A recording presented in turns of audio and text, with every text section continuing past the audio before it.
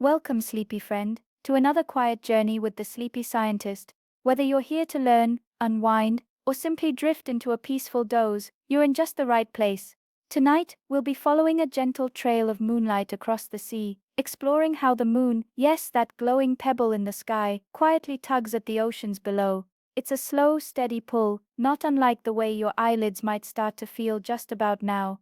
Before we set sail on this lunar voyage, I'd love it if you gave the video a little like. It helps this cozy corner of YouTube reach more fellow wanderers, and if you feel like joining me for more starlit science in the future, tapping that subscribe button is always appreciated. If you're feeling extra chatty before the snooze kicks in, let me know in the comments where you're watching from and what time it is in your part of the world. It's always a joy to see this little sleepy community stretch across time zones. Now, I'll do my best to keep things soothing and not too riveting. But if you do find yourself lying awake thinking about tidal forces and orbital mechanics, well, at least you'll have some solid science to ponder while the moon does its thing. So, settle in, let the blankets wrap around you like warm sea foam, take a deep breath, and let's begin. Picture this, a beach at dawn. Picture this, a beach at dawn. The sky is barely blushing with light. The wind is whispering, and the waves are slowly creeping up the sand like they're stretching after a long night.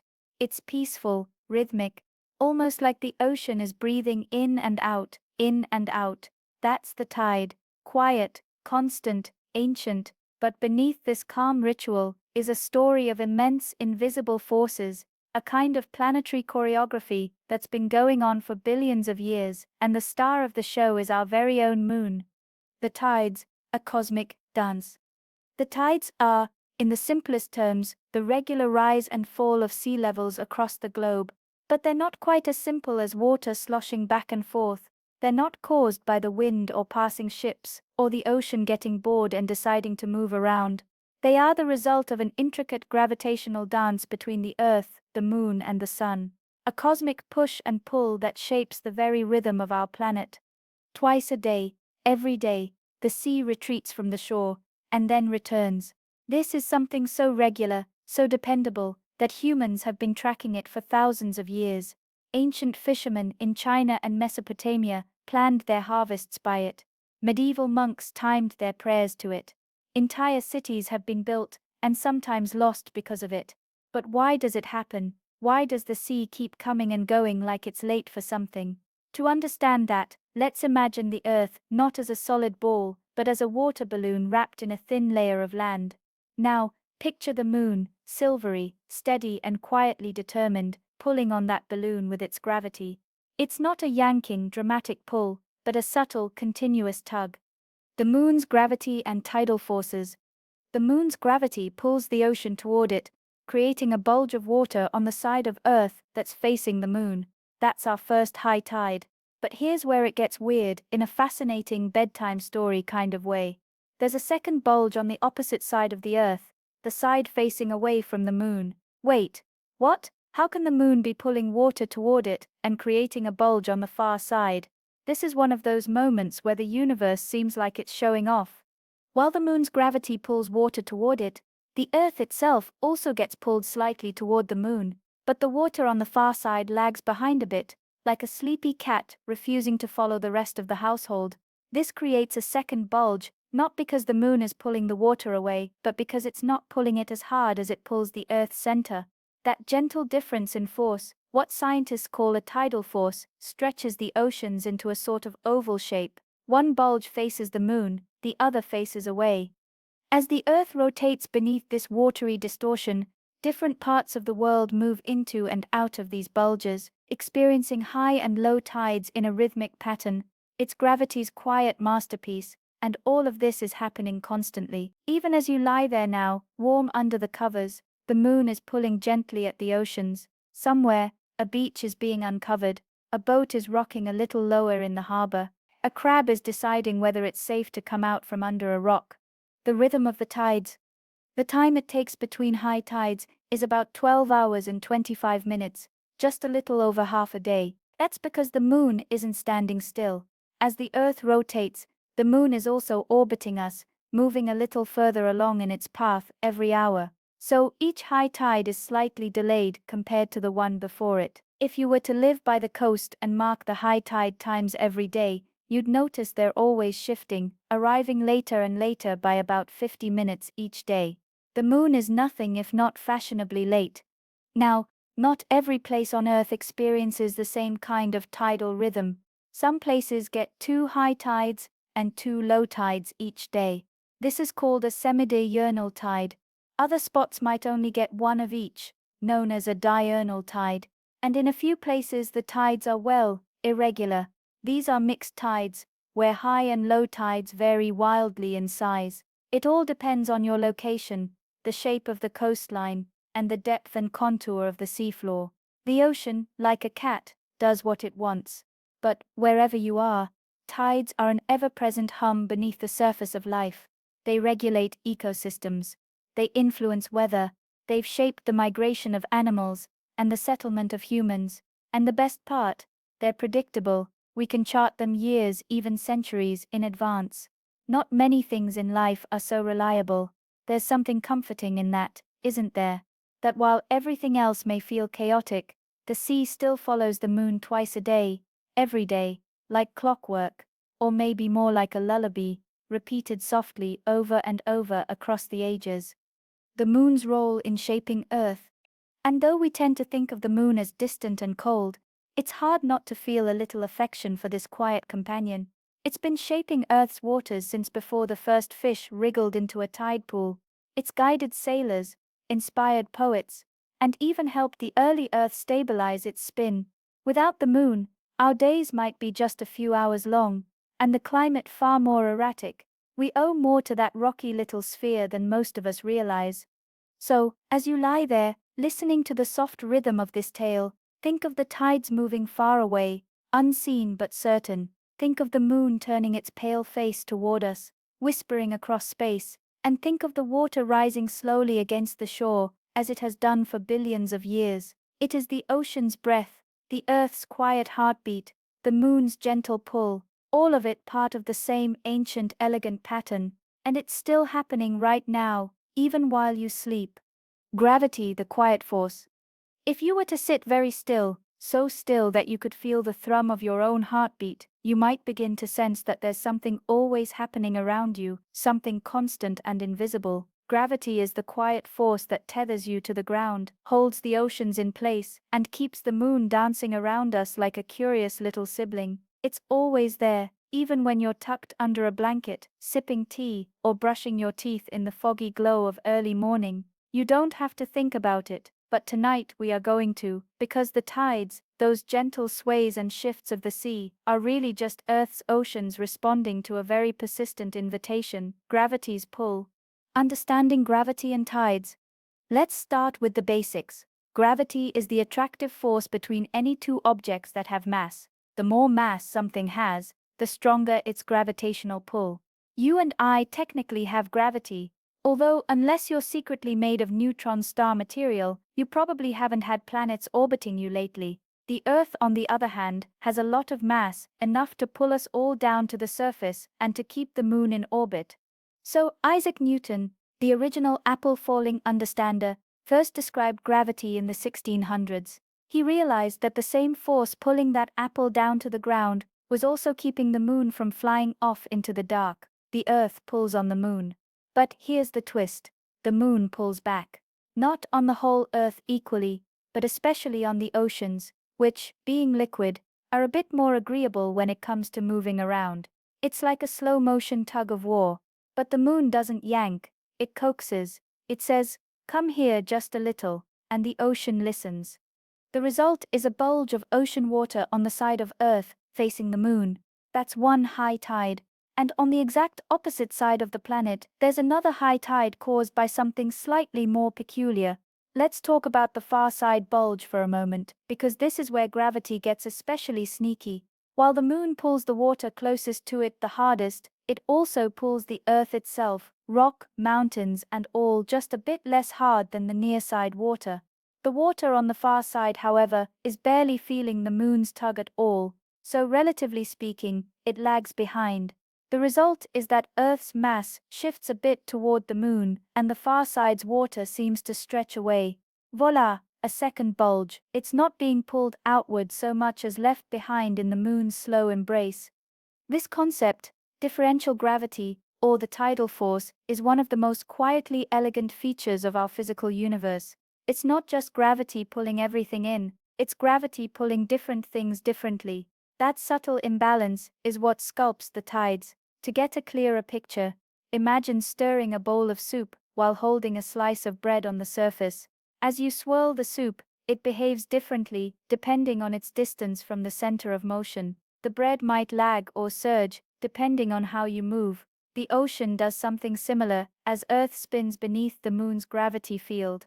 The Earth's rotation and tidal patterns. Yes, Earth is spinning. While the moon orbits us roughly once every 27.3 days, Earth completes a full rotation in just under 24 hours. So, from our perspective, it seems like the moon is gliding across the sky each day, but in reality, we're rotating beneath that gravitational pull. As different parts of the Earth pass under the two tidal bulges, one facing the moon and one opposite it, we experience high tides. Between those bulges, the water levels drop, and we get low tides. It's a graceful planet-wide pirouette, and it never stops. You might wonder, if gravity is so strong, why aren't the oceans simply flinging themselves at the moon? Why don't we see dramatic sloshing or waves leaping into space? The answer is balance. The same force pulling water toward the moon is also met with Earth's own gravity, anchoring the oceans in place. In fact, the entire Earth-Moon system is held together in a stable, harmonious orbit by the very laws of motion that Newton figured out while presumably dodging apples. There's also centrifugal force at play, another ingredient in this planetary recipe, as the Earth and Moon revolve around their shared center of mass, which isn't the Earth's center but a point slightly beneath its surface. The rotation creates a slight outward force. This force helps create the bulge on the far side of Earth, balancing out the moon's pull. The result is two high tides, even though there's only one moon. The sun's influence on tides. Now, gravity isn't just playing games with water, it's also subtly deforming the Earth itself. The solid ground beneath our feet actually rises and falls by a few centimeters due to these gravitational forces. It's called Earth tide, and while it won't flip your coffee table, it is a reminder that nothing on our planet is truly still. The moon's role in this grand affair is central, but it's not the only actor. The sun also exerts gravitational force on the Earth, and though it's nearly 400 times farther away than the moon, it's also vastly more massive. Its gravitational influence is about half as strong as the moon's when it comes to tides. When the sun, moon, and Earth align during full moons and new moons, their combined pull creates higher high tides and lower low tides. These are called spring tides, not because of the season, but because the water springs farther than usual. When the sun and moon are at right angles, their gravitational forces partially cancel each other out, leading to neap tides, which are more moderate and subdued. So yes, the sun is involved too, but the moon, with its closeness and subtle persuasion, remains the tide's main conductor. As you listen, you may feel the weight of all this science, or perhaps the weightlessness of it. These forces are vast and ancient, but also gentle. They don't roar, they don't rush. They glide across our planet in quiet persistence, pulling oceans, nudging continents, and rocking boats in harbors all over the world. Gravity is the universe's soft whisper, and the tides, they're the sea's slow reply. The complexity of tidal patterns. The moon pulls the ocean toward it, so you'd expect one high tide a day, one big watery bulge following the moon like a loyal sea dog. Logical, tidy, satisfying. And yet reality, as usual, has different plans. Most places on Earth get not one but two high tides every day, one when the moon is overhead, and another about 12 hours later, when it's on the other side of the planet. How can that be? At first glance, it sounds like the moon is somehow pulling on both sides of the planet at once, which seems suspiciously like cheating. But this is one of those places where physics slips on its moon glasses and does something elegantly weird. Let's begin with a gentle reminder. Earth is not a perfectly rigid ball. Our planet, and particularly its oceans, behaves more like a squishy, spinning, sloshing sphere. When the moon's gravitational pull reaches us, it doesn't tug on the planet evenly. The water on the side closest to the moon, gets pulled more strongly than the Earth's center. Meanwhile, the Earth's solid mass, mountains, forests, snack cabinets, and all, gets pulled more strongly than the ocean on the far side. This uneven pulling, what scientists call a differential force, is at the heart of the tidal mystery. It's not that the moon is stretching the oceans like taffy, it's that different parts of Earth are falling toward the moon at different rates. The result, the water on the near side rushes toward the moon, the Earth's body shifts a little toward the moon too, and the water on the far side is left behind, forming a second bulge. Imagine holding a giant water balloon in both hands and spinning in a circle. The water inside would slosh and stretch in weird ways, not because you're squashing it, but because of the movement and the forces acting on it. That's Earth, sloshing gently, obediently, under the moon's steady gaze. So, two bulges, one on the moon-facing side and one on the opposite side. As the Earth rotates, different places pass through these bulges, giving us two high tides a day. In between those high tides, we get low tides when the water has receded, pulled toward the bulges elsewhere on the planet. But wait, if the tides are caused by these two bulges and Earth rotates once every 24 hours, shouldn't each high tide come exactly 12 hours apart? In theory, yes. In practice, not quite. Tides don't run on the Earth's clock. They follow the moon's schedule. The moon is orbiting the Earth in the same direction that Earth spins, completing one full orbit about every 27.3 days. This means that as Earth spins, it has to turn just a little more each day to catch up with the moon. On average, it takes about 24 hours and 50 minutes for a spot on Earth to rotate back to the same position relative to the moon. That's called a lunar day. So, each high tide arrives about 12 hours and 25 minutes apart, not 12 hours. That's why, if you're vacationing by the sea, you might notice that high tide is a little later each day. It's like the moon is constantly slipping away, fashionably late as always. Now, not all coastlines play along in the same way.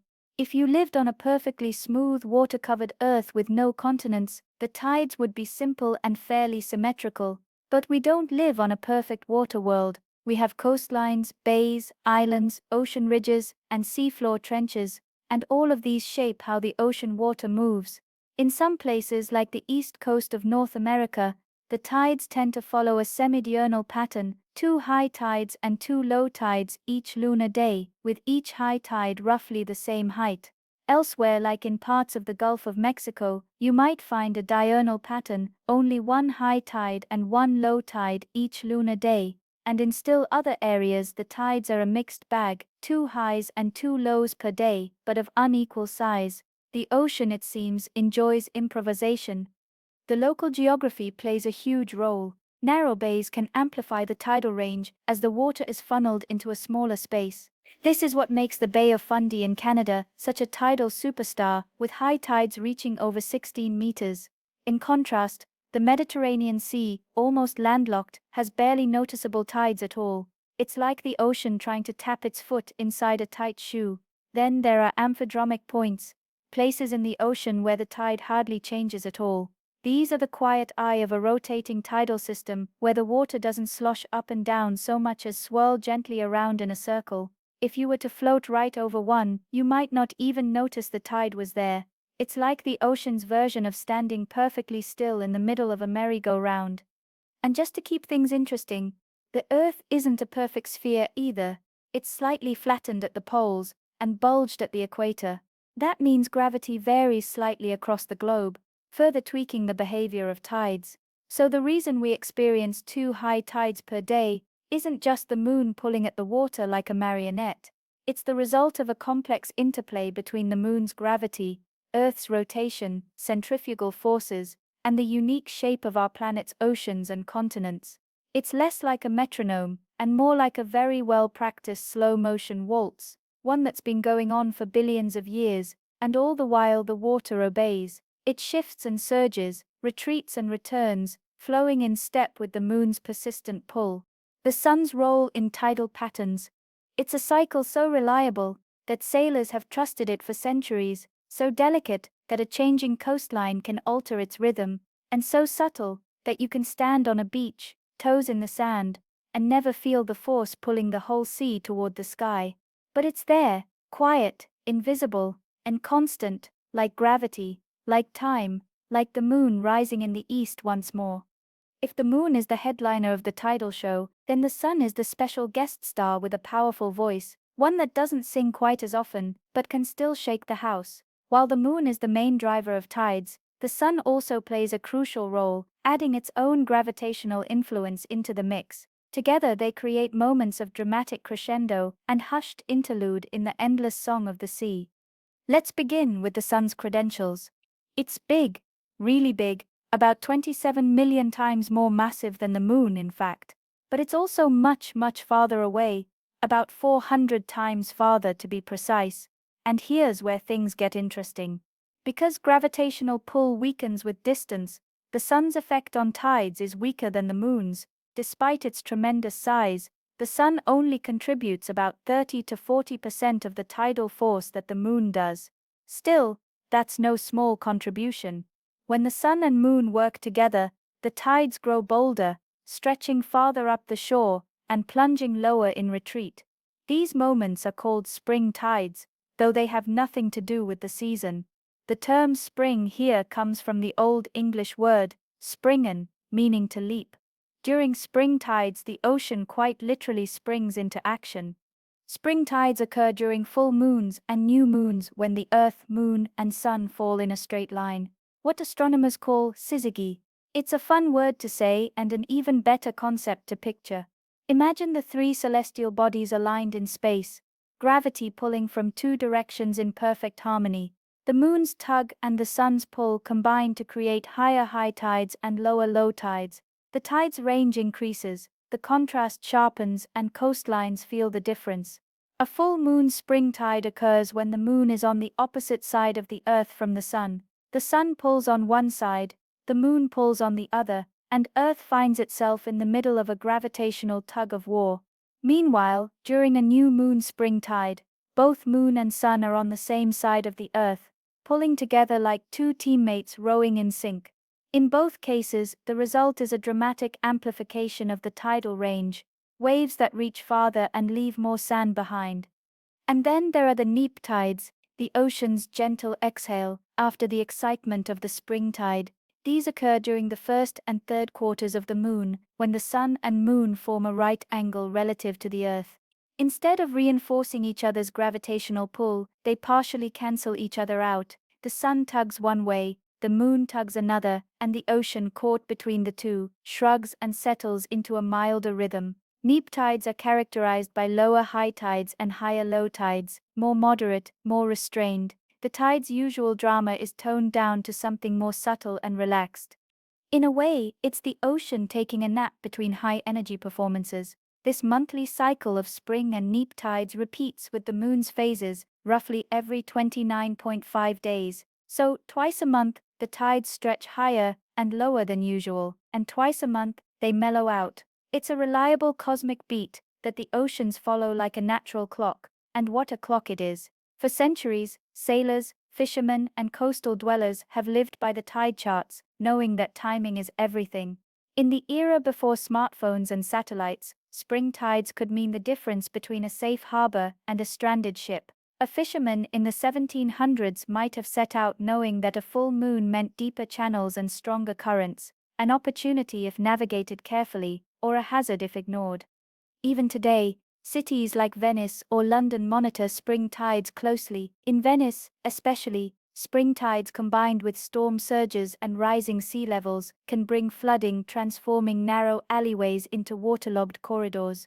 In London, the Thames Barrier, a marvel of modern engineering, stands ready to be raised during particularly intense spring tides, shielding the city from inundation. But it's not all potential peril. Spring tides are also moments of abundance. Along tidal flats and estuaries, they bring in rich nutrients and push them far inland, feeding delicate ecosystems. Crabs scuttle, birds feast, and plants rooted in salty mud breathe deeply, knowing their time has come. On a more personal scale, people still time their beach visits to the tides. During low tide, whole new worlds open up. Tide pools brimming with starfish, sea anemones, and tiny hermit crabs. Sandbars appear where there was once only water. Children run gleefully into puddles that seem to belong to another planet. The rhythm of the tide becomes the rhythm of life, playful and predictable. Of course, as with anything involving giant spinning spheres in space, things can get a little complicated. The exact timing and strength of spring and neap tides can be influenced by the elliptical orbits of the Moon and Earth. The Moon's orbit is not a perfect circle, and when it comes closest to Earth, called perigee, its gravitational effect is even stronger. Combine a perigee moon with a spring tide and a strong storm system, and you get what's sometimes called a perigean spring tide, or colloquially, a king tide. These are the tides that turn heads and occasionally raise seawalls, and yet, even at their most dramatic, there's something deeply calming about tides. They remind us that the world runs on patterns, vast, quiet cycles that repeat with almost musical precision. The moon waxes and wanes, the sun rises and sets, and the oceans follow their lead with patience and grace. It's easy to forget, as we go about our busy electric lives, that we're still creatures of a celestial ballet, that the same sun that warms your skin and powers your morning coffee is also gently nudging trillions of tons of seawater across the planet, that the moon, hanging quietly above rooftops and forests, is pulling at entire oceans without making a sound. So the next time you see a full moon rise over the sea, or watch the waves slide back to reveal gleaming shells, remember that you are witnessing the pull of cosmic companions, two great orbs moving the waters of the earth in a duet that never ends. The influence of geography on tides. If Earth were as smooth as a cue ball, and covered entirely by ocean, tides would be a relatively straightforward affair. Two high tides and two low tides sloshing back and forth with the regularity of a sleepy metronome. But our planet, glorious and complicated, is anything but smooth. It's a lumpy, bumpy, tectonically restless, continent-spotted marble, and those irregularities, land masses, ocean basins, coastlines, underwater mountain ranges, make the tides dance to a far more intricate tune. Let's begin with something surprisingly easy to overlook. Oceans aren't shallow puddles, they're vast, deep, and varied. The Pacific Ocean alone is over 19,000 times deeper than your average bathtub. And unlike bathtubs, it has underwater ridges, canyons, plateaus, and trenches. All of these features shape the way tidal waves move. Yes, tidal waves, but not like the ones that crash dramatically on the beaches or show up in surfing documentaries. Tides are better described as planet-sized waves, very long, very slow-moving bulges of water that travel around the globe. These waves don't move at breakneck speeds, but they do have enormous wavelengths, sometimes over 12,000 kilometers long. When they hit the constraints of land, coastlines, peninsulas, islands, they bend, reflect, and sometimes get squeezed, magnified, or dampened. This is why tidal behavior varies so much around the world. Some coastlines experience two nearly equal high and low tides each lunar day, semidiurnal tides. Others get only one of each, diurnal tides. And still others experience a mixed tide pattern, two highs and two lows, but of differing heights. It all depends on the shape of the seafloor, the position of the coast, and how well the tidal waves can travel through the maze of continental geography. Take the Bay of Fundy in Canada, for example, a narrow inlet nestled between the provinces of New Brunswick and Nova Scotia. This bay is world famous for its colossal tides, which can exceed 16 meters, that's over 50 feet. Why so dramatic? Well, the bay's unique funnel-shaped channels tidal energy into a narrow, shallow area, amplifying the wave in a process not unlike a child sloshing water back and forth in a bathtub. The shape of the coastline matches the timing of the tidal wave so precisely that the water resonates, piling higher with each cycle, like pushing a swing at just the right moment. It's ocean physics with perfect rhythm. On the flip side, consider the Mediterranean Sea, nearly enclosed by land and connected to the Atlantic Ocean by the relatively narrow Strait of Gibraltar. This bottleneck severely restricts the flow of tidal energy into the Mediterranean. So, the tides there are minimal, often just a few centimeters. If you were to walk along the shore in Nice or Naples, you might not even notice them. The sea just doesn't have room to breathe. Then there are amphidromic points, the quiet centers of the tidal world. These are locations in the open ocean, where the tide appears to stand still. Water levels here don't rise or fall significantly. Instead, the tide rotates around the point in a circular motion, like water swirling around the center of a spinning record.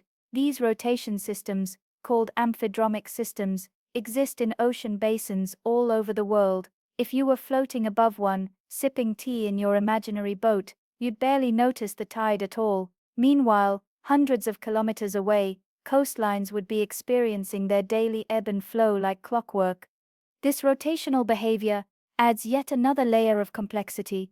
Tidal waves are influenced by the Coriolis effect, the same phenomenon that makes storms spin. As the Earth rotates, moving fluids like air and water are deflected to the right in the northern hemisphere and to the left in the southern hemisphere. This deflection helps give tidal waves their circular whirlpool-like movement around amphidromic points. The whole system spins like a lazy water wheel, powered not by gears but by gravity and the Earth's spin. And then there's the matter of resonance. Just like musical instruments vibrate at specific frequencies, so too do bodies of water. Some coastal regions are tuned to the frequency of the tidal forces. If the timing of the incoming tide matches the natural sloshing period of a bay or inlet, you get resonance, a condition that amplifies tidal range. It's like striking just the right note on a piano string and watching it hum to life. This is another reason why some areas see dramatic tides while others barely flutter. Let's not forget that the shape of the land above sea level matters too. A gently sloping beach will show more dramatic changes in the shoreline with each tide than a steep, rocky coastline. The same vertical change in sea level can expose hundreds of feet of beach or merely lap at the same old rock wall. This is why some beaches seem to vanish and reappear like magic, while others look more or less the same throughout the day. Tides don't just affect water levels either, they influence currents too. As tidal bulges move through straits, around islands, and into estuaries, they create strong flows, sometimes powerful enough to reverse the direction of rivers. The Severn Bore in England, for example, is a tidal wave that surges upstream in the River Severn, sending brave surfers and curious spectators flocking to its muddy banks. The interaction of tides with geography also shapes marine life. Intertidal zones, the areas that are above water at low tide and underwater at high tide, are some of the most biologically rich environments on Earth. But how wide or narrow those zones are depends on how far the tide goes out. In places with large tidal ranges, entire ecosystems rise and fall with the water, adapting to dramatic daily changes in temperature, salinity, and oxygen levels. The evolution of tides over time. All of this is to say that the Earth isn't just a passive partner in the tidal dance, it's an active participant, shaping, distorting, and even amplifying the moon's gravitational whispers. The solid Earth may seem still and unmoving, but in reality, it's a complex stage, reshaping every note of the tidal melody. So, the next time you find yourself near the sea, watch how the waves trace the land, notice where they reach, and how they return. Somewhere beneath your feet is a vast, unseen landscape of mountains, valleys, plains, guiding the ocean in ways you can't see, but the moon certainly can. Even gravity, it turns out, likes a bit of terrain. The moon has always been a loyal companion, circling us in silence, glowing with borrowed sunlight, and tugging at our oceans like a patient choreographer. But the relationship hasn't always been what it is today. Like all long-term partnerships, the Earth and the Moon have changed each other over time. The tides, far from being a static rhythm, have evolved across the ages. In fact, the tides we experience now are just one brief measure in a much longer song. To understand how tides have changed, we need to rewind time, not just a few centuries or millennia, but billions of years back to when Earth was newly formed and the Moon had only just been born, likely from the debris of a massive collision between the young Earth and a Mars-sized object named Theia. The Moon emerged from that chaos, glowing red-hot and orbiting much closer to Earth than it does now. About 22,000 kilometers away, compared to today's comfortable 384,000 kilometers. With the Moon so close, tides would have been far more extreme. The gravitational pull on our oceans was significantly stronger, resulting in tidal bulges much larger than the ones we see today. Early Earth might have seen tides hundreds of meters high, sloshing in and out with such force that coastlines may have reshaped themselves daily.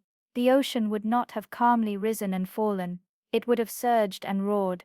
The rapid pace of Earth's rotation back then added to the drama. A day on early Earth may have lasted only 5 or 6 hours. The faster the spin, the more frequently different regions passed through those massive tidal bulges. Imagine experiencing the full high tide to low tide cycle multiple times in a single day, a planet racing beneath a moon that loomed much larger in the sky than it does now, pulling oceans up like a puppeteer with very enthusiastic strings. But nature, as always, seeks balance. Over time, the tidal friction caused by those surging waters began to act like a cosmic brake. Every time the oceans bulged and the earth spun beneath them, friction between the moving water and the ocean floor sapped a tiny bit of energy from Earth's rotation. That lost energy didn't just vanish, it was transferred to the moon, giving it a little boost in its orbit. As a result, the moon began slowly drifting away from Earth. It's still drifting, by the way. Today the moon is moving away from us at a rate of about 3.8 centimeters per year, roughly the same speed your fingernails grow. Not exactly racing off into space, but over the millions of years it adds up. The moon's increased distance weakens its gravitational influence on our oceans, gradually making tides smaller and more subdued. Meanwhile, Earth's rotation has been slowing down. Our 24-hour day is a relatively recent development in geological terms. Hundreds of millions of years ago, a day was closer to 22 hours long. And if you were to somehow fast forward a few 100 million years into the future, your great-grandchildren's great-grandchildren times a few billion might experience days that are 26 or even 28 hours long.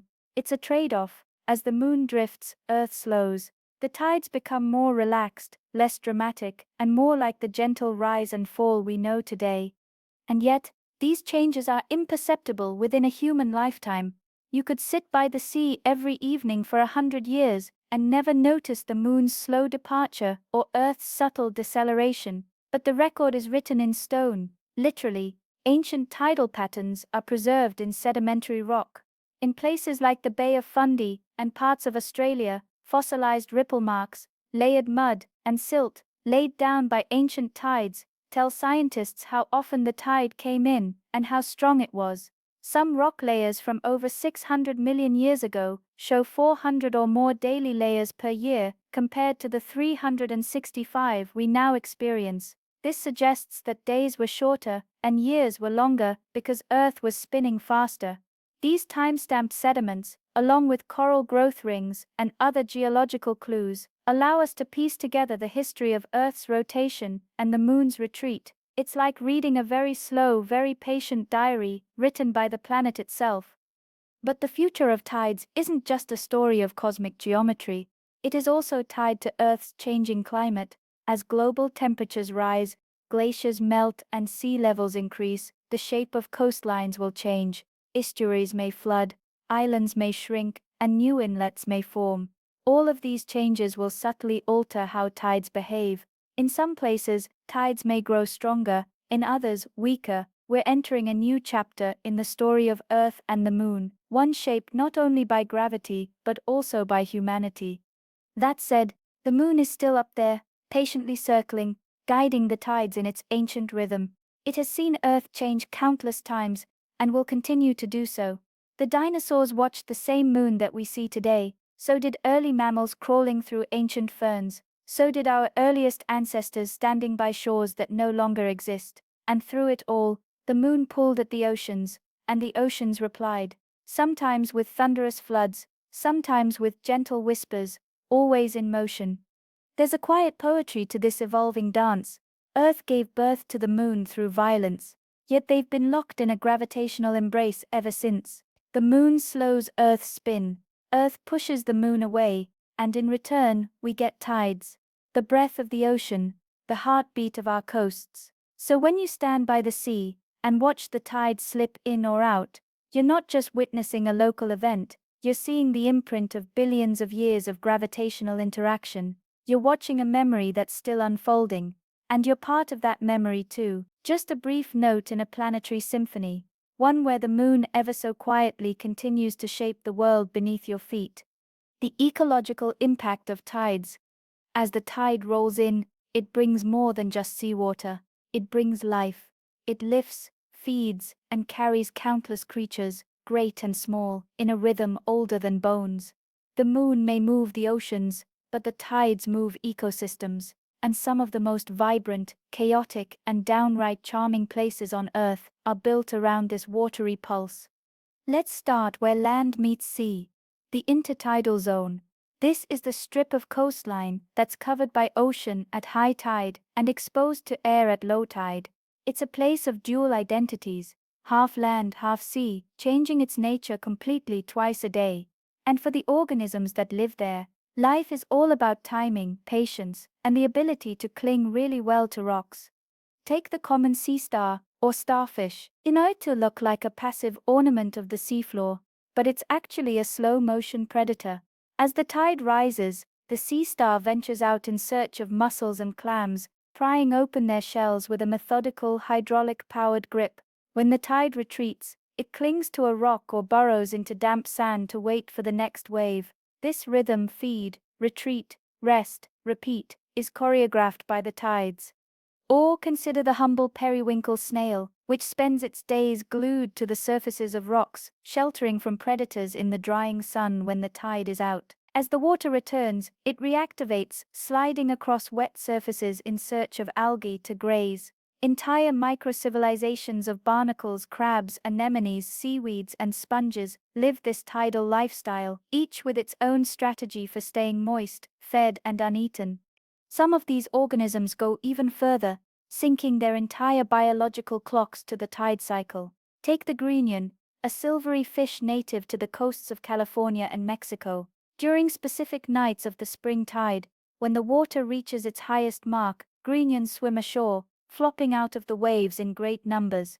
They lay their eggs in the wet sand just beyond the reach of the usual tide. The eggs remain hidden and safe until the next spring tide arrives 2 weeks later, washing over the beach once more, and hatching them in a frothy, silvery celebration. It's one of the few natural events that makes you say, wait, fish that go onto land to lay eggs voluntarily. There's also the horseshoe crab, a creature that looks like it wandered out of the Cambrian period and forgot to update its wardrobe. Every year around May and June, these ancient arthropods gather en masse on the beaches of the US Atlantic coast to spawn, timing their appearance with the full and new moon tides. These synchronized events are so predictable that migratory birds like the red knot have evolved to plan their epic journeys around them. As the crabs lay millions of nutrient-rich eggs, the birds descend from the skies to refuel, gulping down crab caviar by the beakful before continuing their trek to the Arctic. Tides are nature's conveyor belt, especially for nutrients. As water moves in and out of estuaries and salt marshes, it carries with it organic material, microscopic plankton, and dissolved minerals. This makes tidal zones especially productive, dense, rich soup kitchens for marine and bird life. Salt marsh grasses, which tolerate salty water that would kill most plants, grow tall and thick in these regions, helping trap sediment and stabilize coastlines. And it's not just animals and plants that respond to the tides, whole human civilizations have lived and died by the sea's movements. Ancient communities built fish traps in the intertidal zone, clever rock arrangements that let fish swim in with the tide and become stranded when the water ebbed. In the Orkney Islands of Scotland, some of these traps are still visible today, worn by centuries of tide and time. On a more domestic scale, many fishing cultures have learned to track the tide like a second clock. In places like Southeast Asia and the Pacific Islands, entire villages structure their daily routines around tidal flows. Boat trips, harvests, shoreline foraging, all depend on knowing when the tide will rise and fall. In parts of northern Europe, where mudflats stretch out for miles, people still walk or drive across the exposed seafloor during low tide to reach islands that disappear at high water. It's a peculiar sight, cars driving along what appears to be the ocean, only for that road to vanish under waves hours later. Even coral reefs feel the tides. Many shallow reefs rely on the ebb and flow to bring oxygenated water to their inhabitants. The tides help regulate temperature and salinity. And during low tide, Some reef creatures take refuge in tide pools, small, self-contained ecosystems brimming with color and mystery. A single pool might host sea urchins, clownfish, and bright purple algae, all trapped together like reluctant roommates waiting for the next splash of freedom. And then there are mangroves, those bristly, salt-loving trees that grow in tidal zones from Florida to Bangladesh. Their tangled roots provide safe havens for juvenile fish, protect against storm surges, and trap carbon more efficiently than many forests. Without the tides, mangroves wouldn't thrive, and without mangroves, many coastal communities would be far more vulnerable to erosion and flooding. Tides also shape human emotion, creativity, and myth. They've inspired poetry, songs, and countless metaphors. We speak of the tide turning, of relationships and fortunes ebbing and flowing, of emotions that rise like the tide. This connection between lunar cycles and human feeling isn't just poetic, it reflects our deep, intuitive awareness that we are part of the natural world. Even if we no longer watch the water as carefully as our ancestors did, the moon remembers, and so does the sea. Together they keep the rhythm going. The future of tides and human impact.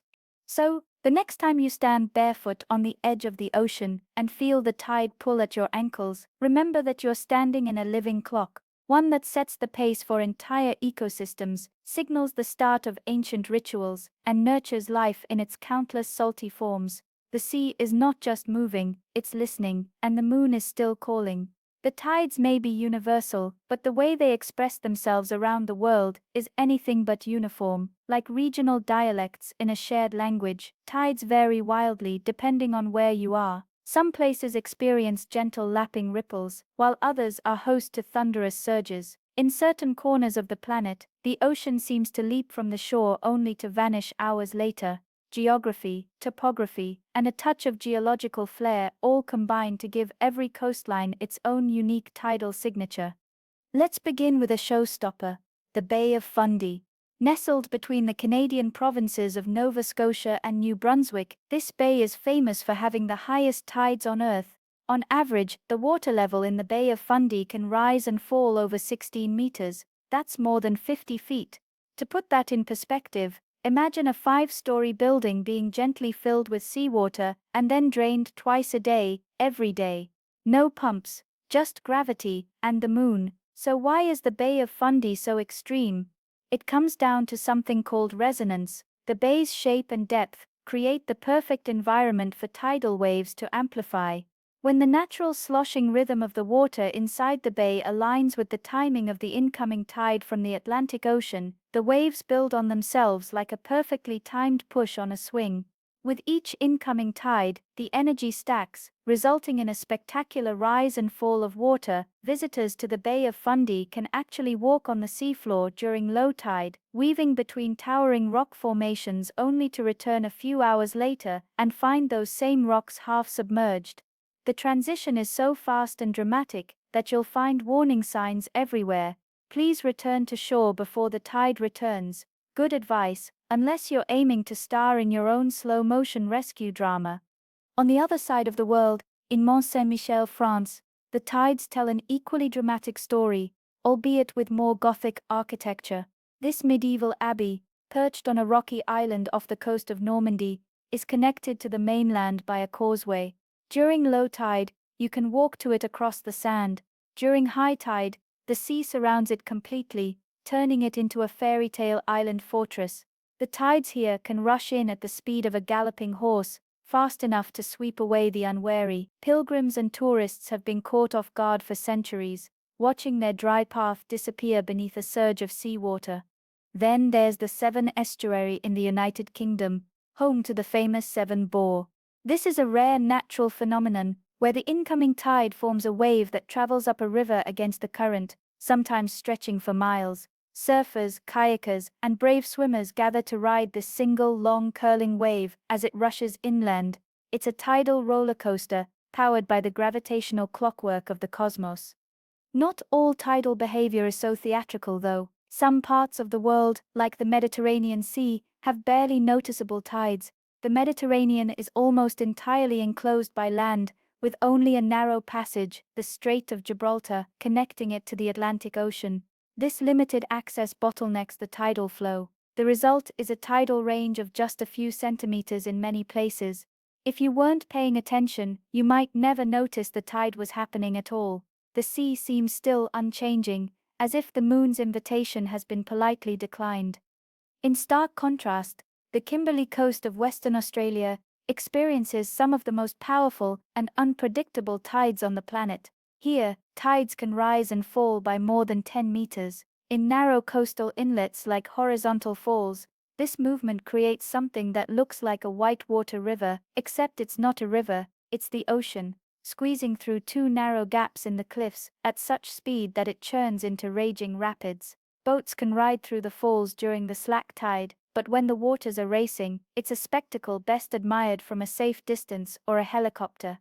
Tides can also shape everyday life in more subtle ways. In Venice, Italy, the tidal cycle is known as acqua alta, or high water. During certain parts of the year, especially autumn and spring tides combine with winds and atmospheric pressure to flood city streets and squares. Locals walk on raised platforms, and shopkeepers stack sandbags in doorways. While these floods have always been part of life in Venice, rising sea levels and more extreme weather patterns are making them more frequent and severe. The tides aren't just a background rhythm here, they're an active participant in urban planning, architecture, and even fashion. Rubber boots are essential.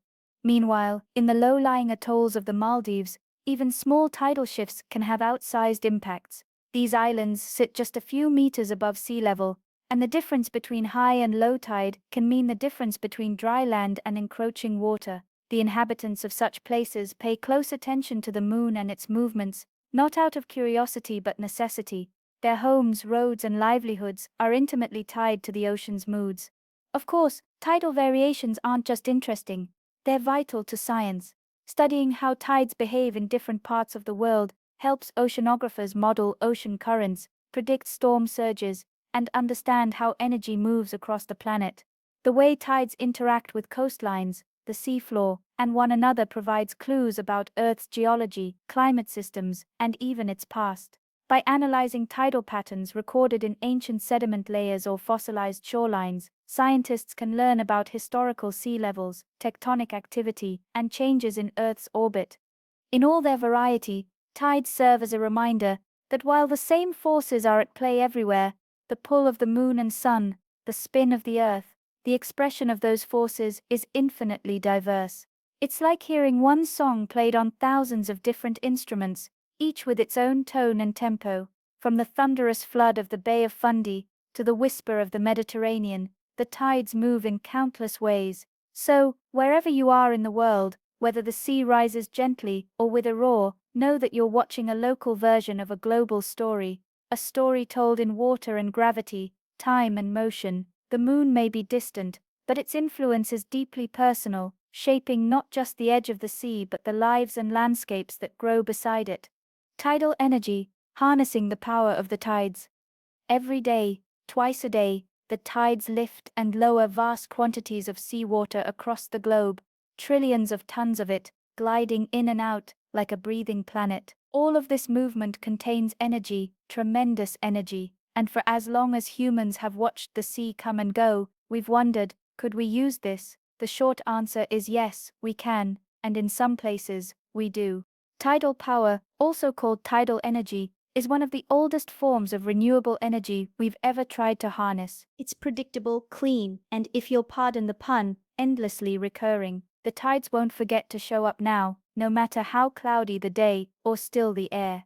And unlike fossil fuels, they don't run out or pollute the atmosphere, they just keep rolling in. But how exactly do we capture energy from the ocean's rise and fall? Let's go back in time. Way back, before wires and turbines, and even steam engines, ancient societies in Europe and the Middle East built simple tidal mills, structures that trapped incoming seawater in a pond or basin as the tide rose. When the tide went out, the trapped water was released through a water wheel, turning millstones to grind grain. These were the coastal cousins of river mills, powered not by flowing streams, but by the moon's quiet pull.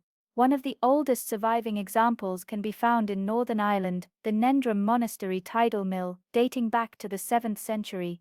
It wasn't flashy, but it worked. using the daily rhythm of the ocean to help monks make flour, a divine union of celestial mechanics and snack preparation. Fast forward to today, and the principles haven't changed much, just the scale and technology. Modern tidal energy comes in a few flavors. The first and most well-established is the tidal barrage. Imagine a dam stretched across a tidal estuary, like a giant wall with gates. As the tide comes in, water builds up behind the dam. When the tide turns and begins to fall, that water is released through turbines, generating electricity as it flows back out to sea. It's the same idea as hydroelectric dams on rivers, except the river is the ocean and the water goes both directions. One of the best-known examples is the Reims tidal power station in Brittany, France, built in 1966. It's still operating today and produces enough electricity to power around 130,000 homes. That's the kind of renewable energy that doesn't mind if it's raining or the wind isn't blowing. The tide just does its thing. Then there are tidal stream generators, which are essentially underwater wind turbines. Instead of air, these sleek machines are spun by ocean currents generated by tides. They are placed on the seafloor in fast-moving tidal channels, like underwater highways of water, and as the tide flows in and out, the turbines spin, generating power. Because water is about 800 times denser than air, even a slow-moving tidal current can pack a punch. These tidal stream systems have an elegant simplicity. They don't require dams or large-scale infrastructure. They sit quietly beneath the surface, turning with the tide like windmills in a submerged field. Another method being explored is tidal lagoons. These are artificial enclosures built along coastlines. Water flows in and out of the lagoon through turbines, much like with a barrage, but the lagoon can be constructed in places where building a dam across an estuary isn't feasible. It's a way to harness tidal energy without disrupting entire river systems or natural habitats. Despite the promise, tidal energy is still relatively rare. Why? Well, the ocean may be predictable, but it's not exactly user-friendly. Building things in saltwater is tough. The environment is harsh and corrosive. Marine equipment must withstand strong currents, storms, and barnacles with dreams of permanent residency. Maintenance costs can be high, and installation isn't cheap. And then there's the geography problem. Only certain places on Earth have tides strong enough to make tidal energy worthwhile. You need narrow straits or deep estuaries with large tidal ranges and fast-flowing water. That's why only a handful of locations, like parts of the UK, Canada, and South Korea, are seriously investing in this technology. There are also environmental concerns to consider. Barrages, for instance, can affect fish migration, sediment flow, and local ecosystems. Changing the natural flow of tides might alter salinity in estuaries or disrupt habitats that depend on the usual ebb and flow. As with any form of energy development, the benefits have to be weighed against the potential cost to the environment. Still, the idea of drawing clean, rhythmic power from the moon's pull is deeply appealing. It's romantic, almost energy from a celestial body channeled through the sea and into our homes. There's something undeniably elegant about it, and tidal power has some big advantages.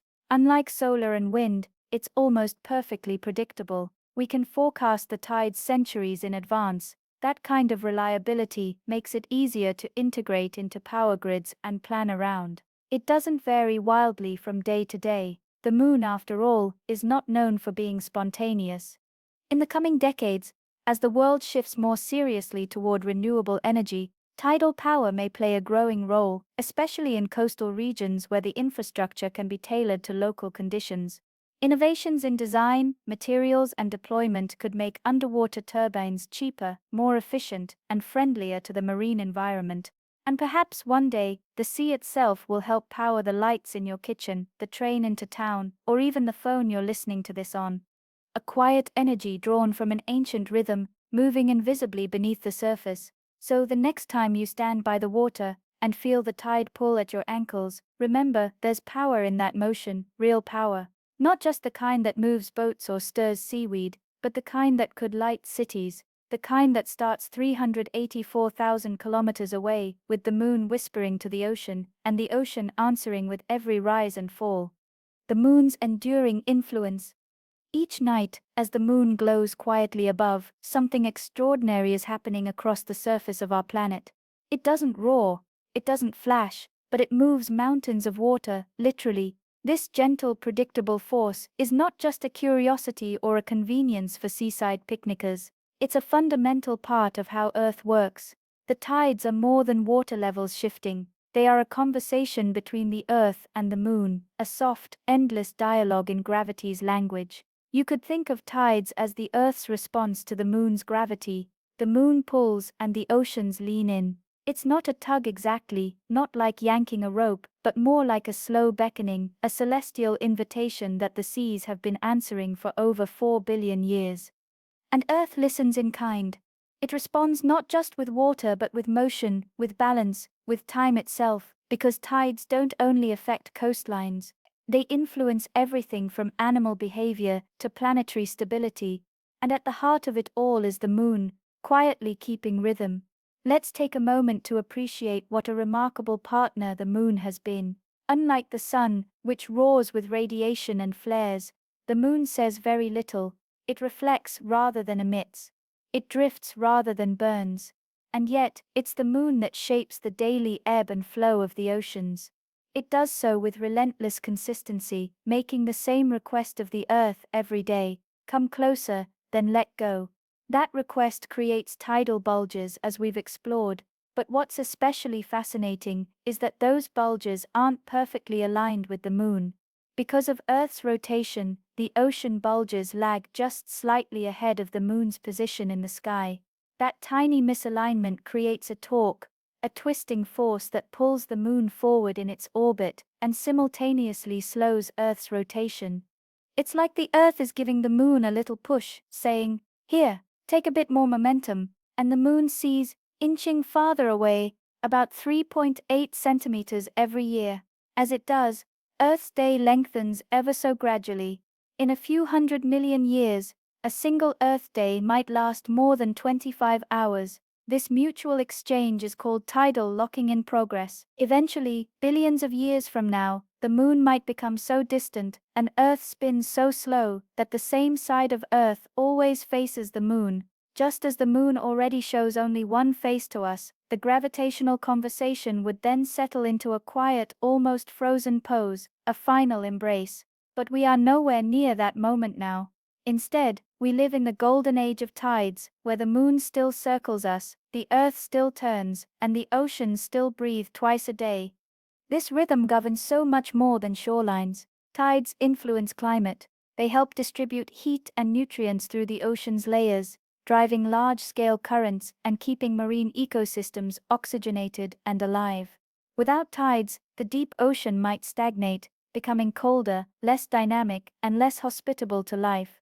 Tides shape migration patterns, especially for sea creatures that use the lunar cycle as a biological clock. Sea turtles, for instance, often hatch during specific tidal phases to increase their odds of survival. Plankton rise and fall with the tide, feeding fish that feed seabirds that feed everything else. It's a chain of life tuned to the moon.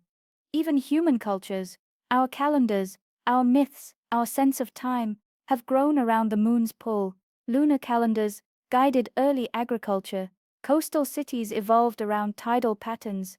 Entire languages have developed poetic ways to describe the sea's rise and fall, as if recognizing the ocean's connection to something larger and more eternal. The moon has made Earth what it is. Without it, Earth's axial tilt would wobble more wildly, destabilizing seasons and climates. The moon acts like a gravitational stabilizer, keeping our planet's spin relatively steady. Without it, we might not have the regular seasons or long-term climate that helped life take root and thrive. The moon gives Earth its composure, its calm, and there's something comforting, perhaps even poetic, about that something so far away, so silent, can have such a profound, tender influence. We are connected, quite literally, to something outside our planet. We don't just orbit the sun, we dance with the moon. This gravitational relationship, though ancient, remains deeply current. Our modern world may be filled with artificial light and city hum, but the moon's rhythm still plays on. If you walk along the beach tonight or look out over a harbor, you'll see it: boats rising slightly on their moorings, wet sand drying in rippled patterns, shorebirds probing the newly revealed shallows for one last snack before the tide comes in again. And maybe, just maybe, you'll feel it too. The slow pulse of the planet responding to something far away. The moon, ever the quiet partner, continues to shape the tides without fanfare. No engines, no schedules, just gravity, just presence. So, if you ever feel disconnected, overwhelmed, or unmoored, consider the fact that every few hours, the entire ocean rises and falls, guided by a force you cannot see but can always count on. The moon is still out there, pulling gently on the world, and the world answers in tides, in rhythms, in whispers between moon and sea. And so, as we come to the end of our journey, we return to where we began, standing at the edge of the sea, listening to the quiet rhythm of the tides. Now, perhaps you see them a little differently, not just as waves rolling in and out, but as part of a grand ancient conversation between Earth and Moon, a gravitational duet that has been playing long before we arrived, and will continue long after we're gone.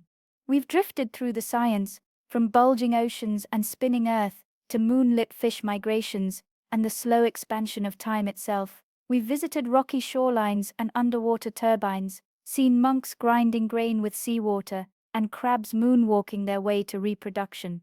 We've learned that the moon, despite its quiet presence, is one of the most influential forces shaping our planet, and that the tide, for all its calm and repetition, is anything but simple. It's constant but never still, predictable but endlessly varied, a soft-spoken force with the power to shape continents, feed ecosystems, and slow the turning of the earth. And now, dear listener, as you lie back, perhaps drowsy, perhaps already floating toward dreams, I hope the tides of this story have carried you gently to the place between wakefulness and sleep. I tried not to make it too interesting, but if you're still awake, then at least you've learned something curious about the moon, the ocean, and the dance they share. If you've enjoyed this journey, I'd be quietly grateful if you'd give this video a like or tap that subscribe button for more peaceful explorations with the sleepy scientist. It helps more than you might imagine. And before you drift off, I'd still love to know where in the world you're listening from, what time it is there. Leave a comment if you're feeling cozy enough to share. It's always a quiet joy to see this sleepy little community ripple across time zones and continents.